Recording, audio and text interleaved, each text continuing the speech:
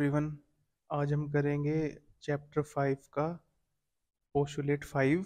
ये हमारी previous video में तो जो था मिस हो गया था, तो इसको हम इस वीडियो में करेंगे। तो यूक्लिड ने 5 पोस्टुलेट दिए थे, तो ये फिफ्थ पोस्टुलेट है हमारा। तो इसमें कह रहे हैं कि if a straight line falling on two straight lines, एक जो स्ट्रेट लाइन है वो दो स्ट्रेट लाइन पे पड़ रही है, दो स्ट्रेट लाइन पे पड़ रही है, ठीक है। Makes the interior angles on the same side of it taken together less than two right angles।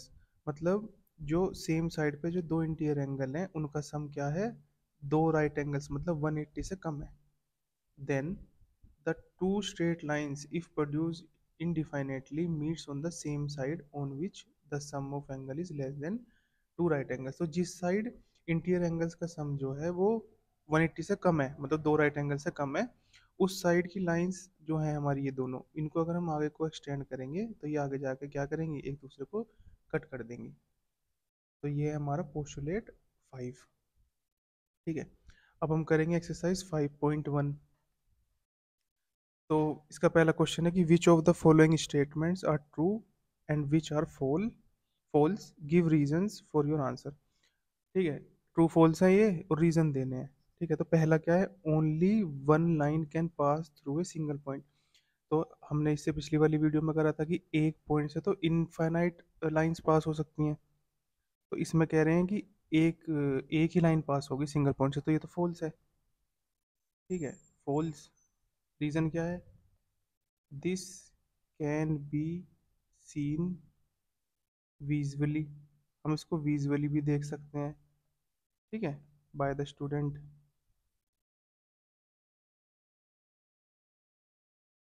ठीक। Second, there are an infinite number of lines which passes through two distinct points. तो हमने पिछली वाली video में ये देखा था कि दो डिस्टिंक्ट पॉइंट से सिर्फ एक ही यूनिक लाइन पास हो सकती है। यहाँ कह रहे हैं कि infinite number of lines pass हो सकती है, तो ये भी फॉल्स है। ये भी हमारा क्या है, फॉल्स है।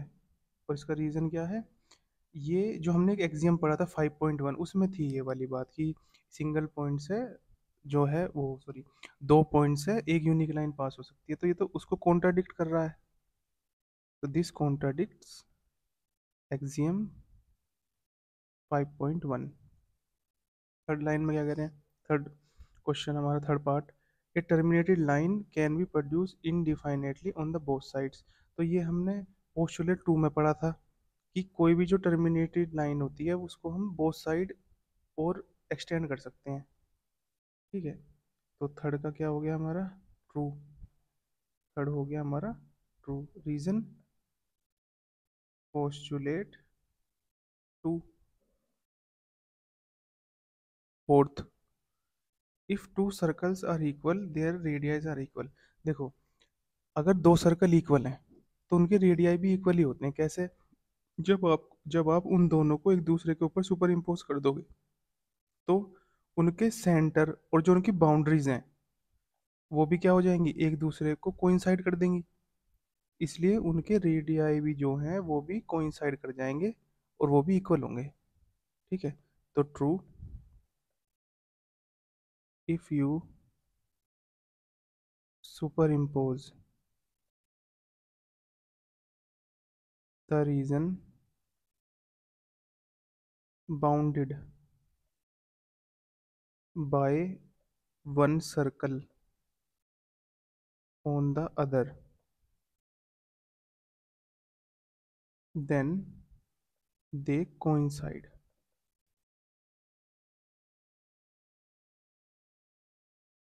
Coincide, so their centres and boundaries coincide, therefore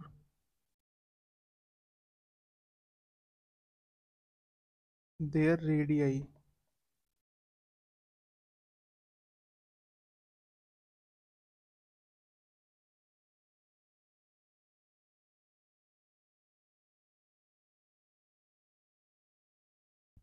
there radii will coincide. ठीक है, ये तो हमारा फोर्थ हो गया। फिफ्थ में क्या कह रहे हैं, ए बी इक्वल है पी क्यू के, मतलब ये इसके बराबर। और ये कह रहे हैं कि पी क्यू जो है वो इक्वल है, ये इक्वल है इसके। तो क्या ए बी और एक्स वाई इक्वल होंगे? तो हाँ, जब ये इसके इक्वल है और पी क्यू इक्वल है इसके, तो फिर ये भी तो आपस में इक्वल होंगे दोनों। तो लिख देंगे फिफ्थ ट्रू। और ये हमने एक्सियम वन में पढ़ा था। Axiom number two. तो क्वेश्चन नंबर टू में कह रहे हैं कि give a definition for each of the following terms. Are there other terms that need to be defined first, what are they and how am I to define them? तो question में क्या कह रहे हैं कि ये जो टर्म्स हैं इनकी डेफिनेशन देनी है, और आर देयर अदर टर्म्स मतलब कोई और टर्म्स भी हैं जिनको पहले डिफाइन करना जरूरी है। ठीक है, अगर ऐसा है तो हम उसको कैसे डिफाइन करेंगे? तो सबसे पहले अगर हम बात करें पैरेलल लाइंस की, तो पैरेलल लाइंस क्या होती हैं? Two straight lines which have no point in common are said to be parallel to each other. कैसी होती पैरेलल लाइंस? ये दोनों पैरेलल लाइंस है हमारी और इनमें कोई भी पॉइंट कॉमन नहीं है। ठीक है, तो हम इनको क्या कहेंगे? और ये कभी भी अगर आगे भी एक्सटेंड करेंगे तो कभी एक दूसरे को मीट नहीं करेंगी। तो ये होती हैं पैरेलल लाइंस। लेकिन इनको डिफाइन करने से पहले हमें क्या क्या डिफाइन करना पड़ेगा कि पॉइंट क्या होता है, स्ट्रेट लाइन क्या होती है। ठीक है, तो अब देखो, point and straight line will have to be defined first. Point क्या होता है? और जो पॉइंट और स्ट्रेट लाइन है, ये यूक्लिड टेस्ट में, जो यूक्लिड्स का टेक्स्ट है उसमें भी डिफाइन कर रखा है। जैसे a point is that which has no part. एक पॉइंट क्या होता है? जिसका कोई पार्ट नहीं होता। ठीक है, a line is breathless length and a straight line is a line which lies evenly with a points on itself. तो एक लाइन क्या होती है? उसमें ब्रेथ नहीं होती, वो एक सिर्फ लेंथ होती है। ठीक है, लाइन क्या होती है? एक ब्रेथलेस मतलब ब्रेथ नहीं होती, सिर्फ लेंथ होती है उसमें। तो ये इसको बोलेंगे ब्रेथलेस लेंथ। स्ट्रेट लाइन क्या होती है? एक तरह की लाइन होती है विच lies evenly with the points on itself.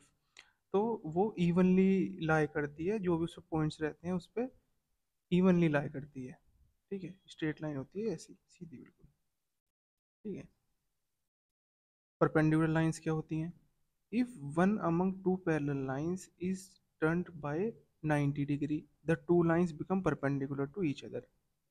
ठीक है, क्या बात कर रहे हैं? अगर जैसे दो पैरेलल लाइंस में से एक पैरेलल लाइन, ठीक है, 90 डिग्री पे मूव कर जाए, 90 डिग्री पे टर्न कर जाए, तो वो क्या हो जाएंगे हमारे? हम कह सकते हैं कि वो एक दूसरे के क्या हो गए? परपेंडिकुलर हो गए। ठीक है, अब parallel lines has been defined before, rotation through 90 degree needs further defining, rotation में be assumed as an intuition therefore can not be used. तो भाई इससे पहले हमें क्या दिखाना पड़ेगा कि रोटेशन 90 डिग्री क्या होता है? तो 90 डिग्री रोटेट कर देते हैं बस इसको। ठीक है, अब आते हैं लाइन सेगमेंट। तो a line with two end points is a line segment. तो लाइन सेगमेंट कौन होता है? जिसके दो एंड पॉइंट होते हैं, ए एंड बी। ठीक है, रेडियस ऑफ ए सर्कल क्या होता है? The line segment with one and point at the centre and other at any point on the circle. ठीक है, तो भाई रेडियस क्या होगा? ये हमारी एक लाइन सेगमेंट होगी जिसका एक एंड पॉइंट तो सेंटर पे होगा और दूसरा कहाँ होगा? सर्कल पे। दूसरा कहाँ होगा? सर्कल पे। तो सेंटर को डिफाइन करना पड़ेगा।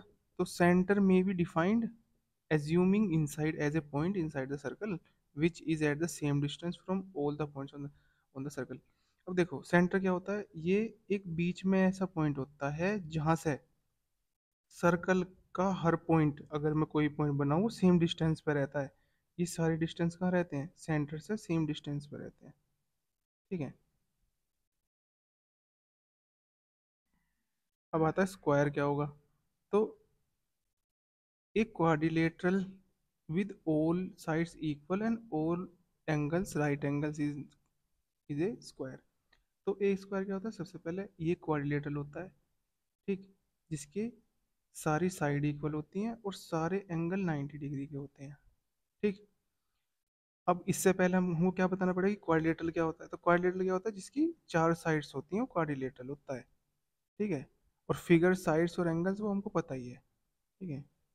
वीडियो हेल्पफुल लगी है तो हमारी वीडियो को लाइक करें, कमेंट करें, अपने फ्रेंड्स के साथ शेयर करें और हमारे चैनल को सब्सक्राइब करें।